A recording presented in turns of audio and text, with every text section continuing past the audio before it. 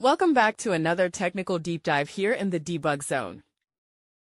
Today, we're tackling a big question and breaking it down with insights from other users.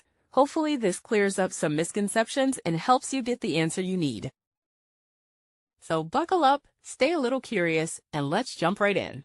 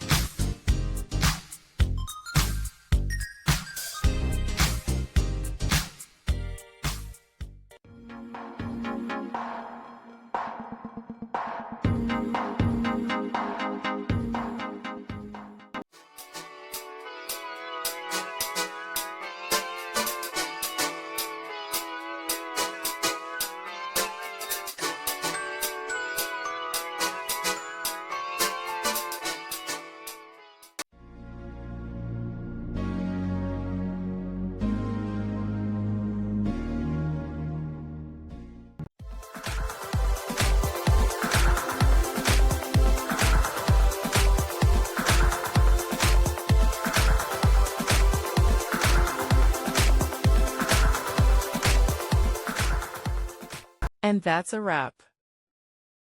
I hope you found the answer you were looking for. If you did, take a second to hit that subscribe button. It really helps out. And let me know in the comments which solution worked best for you.